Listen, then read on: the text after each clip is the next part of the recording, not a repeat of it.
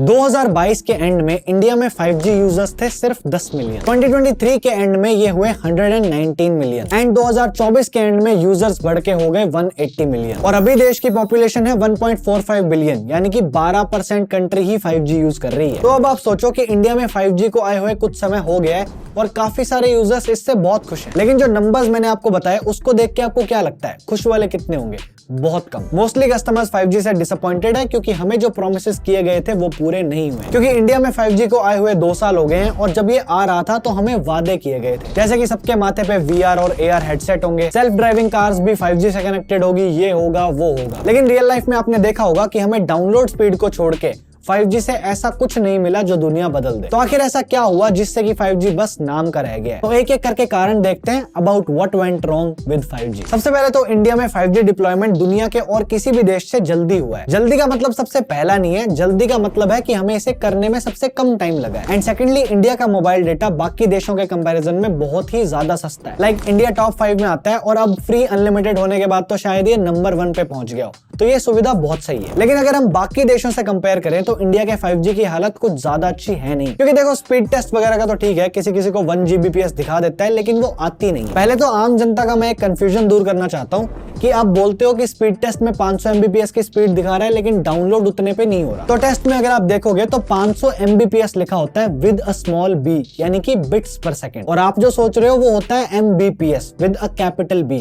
यानी कि बाइट्स पर सेकंड। तो जब स्पीड टेस्ट आपको बोलता है कि आपको 100 Mbps की स्पीड मिलेगी तो वो बिट्स में बताता है। बाइट्स में स्पीड पता करने के लिए आपको 100 को 8 से डिवाइड करना पड़ेगा, यानी कि जो एक्चुअल स्पीड है वो होगी 12.5 Mbps और वो आ भी रही है। तो स्पीड टेस्ट को आप इस तरीके से देखा करो। ये तो मैंने आपकी समझ के लिए बता दिया। मैं बात ये कर रहा था कि इंडिया की 5G स्पीड्स वर्ल्ड में 14th नंबर पे है, जो कि बहुत सही है। 2023 में हमारी एवरेज 5G स्पीड्स थी 301 Mbps। लेकिन स्पीड सिर्फ डाउनलोडिंग में ही बढ़ी है, 5G की अपलोड स्पीड बिल्कुल खत्म। तो जो भी कंटेंट क्रिएटर्स है वो 5G पे रिलाई कर ही नहीं सकते। और ये तो एक्सपीरियंस की बात भी नहीं है, through out networks, through out areas 5G की अपलोड स्पीड बिल्कुल अच्छी नहीं है। और डाउनलोड स्पीड की भी रियल लाइफ स्टोरी कुछ और ही है। क्योंकि अभी जो मैंने आपको 2023 की डाउनलोड स्पीड बताई थी वो अब 2024 खत्म होते होते कम हो गई है। अक्टूबर में ओपन सिग्नल ने एक रिपोर्ट निकाली थी जिसमें उन्होंने बताया कि नेटवर्क कंजेशन की वजह से इंडिया में अब 5G स्पीड्स घट चुकी हैं। Q1 2023 में ये 300 Mbps थी, लेकिन अब ये 243 Mbps रह गई है। स्टडी में उन्होंने ये भी बताया कि 16% जो 5G कनेक्शंस हैं वो लो बैंड स्पेक्ट्रम यानी कि 700 मेगाहर्ट्ज की फ्रीक्वेंसी यूज करते हैं। तो इसमें कवरेज ज्यादा होती है लेकिन स्पीड कम होती है। और बाकी के जो बच गए वो अपर मिड बैंड स्पेक्ट्रम यानी कि 3.5 गीगाहर्ट्ज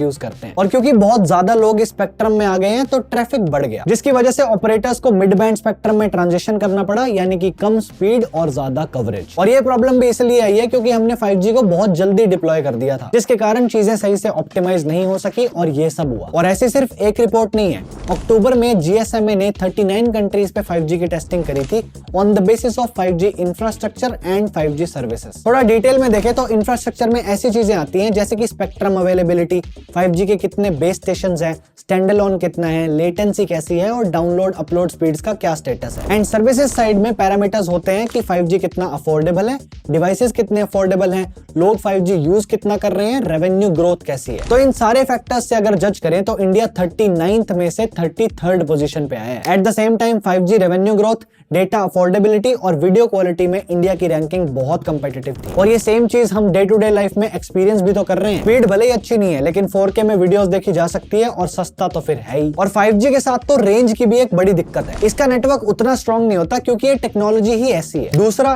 टेलकोज ने 5G को हाई फ्रीक्वेंसी बैंड्स में रोल आउट करा है। इसका मतलब उन्हें ज्यादा टावर्स पास पास में चाहिए, जो कि है नहीं, तो रेंज प्रॉपर नहीं आती क्योंकि जितनी हाई फ्रीक्वेंसी उतनी कम रेंज। इसलिए जैसे ही ज्यादा ऑब्स्टेकल्स आए नेटवर्क खराब हो जाता है। ये सेम चीज हम वाईफाई में भी देख सकते हैं। 2.4 गीगाहर्ट्ज वाले की रेंज ज्यादा होती है लेकिन स्पीड स्लो होती है, और 5 गीगाहर्ट्ज वाला फास्ट होता है लेकिन थोड़ा दूर जाता है, ये डिस्कनेक्ट हो जाता है। और ये हम प्राइमरीली इंटरनेट की बात कर रहे हैं। कॉल्स की सिचुएशन कौन सी ज्यादा सही है? कॉल्स के टाइम पे इंटरनेट LTE पे शिफ्ट कर जाता है, जिससे कि कॉल ड्रॉप होने के चांसेस बढ़ जाते हैं। और ऐसा भी नहीं है कि अगर आपका फोन VoNR सपोर्ट करता है तो ये नहीं होगा। कॉल करते ही फोन 4G पे स्विच हो जाता है, तो आखिर VoNR का मतलब ही क्या है? और हम अफोर्डेबिलिटी की भी बात कर लेते हैं, क्योंकि डेटा चाहे सस्ता है लेकिन इंडिया के हिसाब से लोगों को महंगा लगता है क्योंकि फ्री की आदत डलवा रखी थी। अब दिक्कत यह है कि हमारे यहाँ सिर्फ 2 ऑपरेटर हैं जो 5G देते हैं, VI अभी थोड़ा पीछे चल रहा है। अब क्योंकि दो ही हैं और उसमें भी जियो के पास पावर है कि वो जब चाहे तब डेटा प्राइसेस को बदल सकता है और उसको देख के दूसरा भी बदल देता है, फिर तीसरा भी साथ में आ जाता है। तो जियो और एयरटेल ने मोनोपोली बना रखी है और वो रेट्स के साथ जैसे चाहे वैसे खेल सकते हैं और ये चीज बिल्कुल भी सही नहीं है क्योंकि ये दो कंपनीज टेलीकॉम का माफिया बन के बैठी हुई है। पहले हमारे यहाँ बहुत सी कंपनीज हुआ करती थी लेकिन अब कुछ नहीं बचा और अब जब प्लान जरूरत से ज्यादा महंगे हो गए हैं तो लोग भागे BSNL की तरफ और इनकी भी हालत अभी तक पतली ही है। हाँ, सुधार आ रहा है लेकिन समय लगेगा। जैसे इस साल के मिड तक ये लोग 5G लाने की बात कर रहे हैं जिस पे मैं उम्मीद करता हूँ कि ये खरे उतरे। अब इन्होंने और कुछ किया ना किया लेकिन जियो और एयरटेल से इन्होंने बहुत सारे कस्टमर्स अपनी तरफ खींच लिए हैं। जैसे अभी कुछ दिन पहले नवंबर में प्राइवेट कंपनीज ने 1 करोड़ के आसपास यूजर लूज कर दिए थे और BSNL ने बहुत ज्यादा गेन कर लिए। VI पे आए तो जहां भी इनका 4G चलता है वो मेरे घर पे लगे एयर फाइबर जैसी स्पीड तो ऐसे ही दे रहा है और अभी इन्होंने अपने 4G के अनलिमिटेड प्लान्स भी निकाल दिए। अब कोई भी VI का यूजर जियो और एयरटेल के पास सिर्फ डाउनलोड स्पीड्स की वजह से ही जाएगा, उसके अलावा इनके पास कुछ नहीं है। और इतना बड़ा देश है, आपको क्या लगता है कितने लोग हैं जो अपने फोन पे मूवीज के अलावा कुछ और डाउनलोड करते हैं? तो सबको स्टेबिलिटी और डिसेंट स्पीड चाहिए, उन्हें सेल्फ ड्राइविंग गाड़ियां और IoT डिवाइसेस नहीं चलाने। लेकिन एक चीज जो जेन्युइनली 5G से बहुत अच्छी हुई है वो ये है कि 5G का यूज करके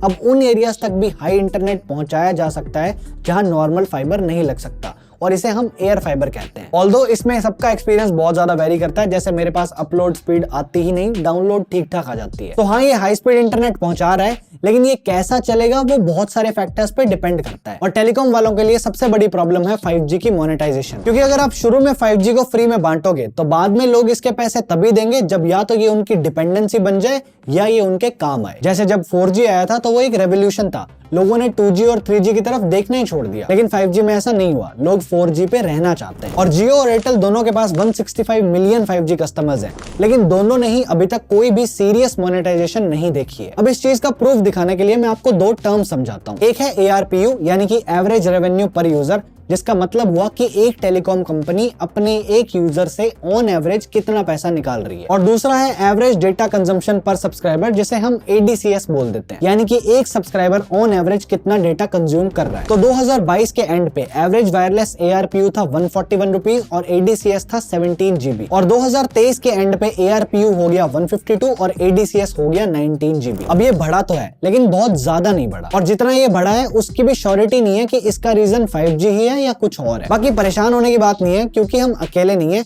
इवन साउथ कोरिया, जापान और सिंगापुर में भी टेलकोस का ARPU ज्यादा नहीं बढ़ा है। अब ये तो रेगुलर सिम कार्ड यूजर की बात है, इसको अगर हम साइड में भी रख दें तो जिस चीज से टेलकोस ने सोचा था कि सबसे ज्यादा पैसा आएगा, यानी कि इंटरप्राइज, बड़ी बड़ी कंपनीज, वो भी अभी तक 5G यूज नहीं कर रही, वो वाईफाई पे है क्योंकि 5G उन्हें महंगा पड़ता है और रिलायबिलिटी में भी दिक्कत आती है। लेकिन क्या करें, अब जियो और एयरटेल ने मिलकर अगर $25 बिलियन 5G एयरवेज को खरीद के लॉन्च करने में खर्च किए हैं तो ऑब्वियसली प्रोमिसेस तो करने ही पड़ेंगे, पूरे करे चाहे ना करें। और मुझे तो इनके प्रोमिसेस में ही फ्लॉ नजर आ रहा है कि जब इंडिया में सेल्फ ड्राइविंग कार्स है ही नहीं तो आप आखिर कहां से दे दोगे। दूसरा, जिससे अपने घर पे IoT डिवाइस लगाना होता है उसके घर में ऑलरेडी वाईफाई होता है, वो 5G का क्या करेगा। तो अभी के लिए इट फील्स लाइक कि ये लोग एक ऐसी प्रॉब्लम फिक्स कर रहे हैं जो कि या तो प्रॉब्लम है ही नहीं, और अगर है तो नेटवर्क वालों की नहीं है, वो किसी और की प्रॉब्लम है। और अब नेटवर्क वालों की बात बता दी है तो थोड़ा स्मार्टफोन वालों को भी देख लेते हैं, क्योंकि बिना फोन के सिम कहां लगेगी। तो काउंटर पॉइंट की एक रिपोर्ट आई थी जो ये दिखाती है कि 2023 में जितने भी स्मार्टफोन्स बिके थे उनमें से 52% फोन्स 5G थे। और ये बात बहुत ऑब्वियस है क्योंकि आजकल 4G फोन्स आते भी नहीं है और अब तो ये नंबर और ज्यादा बढ़ गया होगा। कैनालिसिस की भी एक Q4 2023 की रिपोर्ट आई थी जिसमें उन्होंने देखा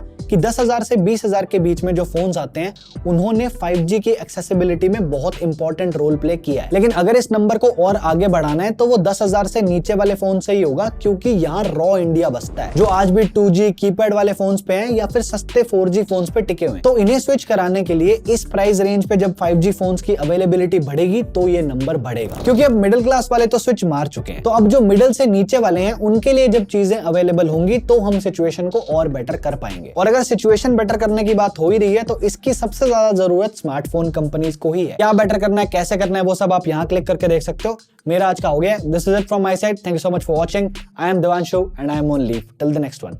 बाय बाय।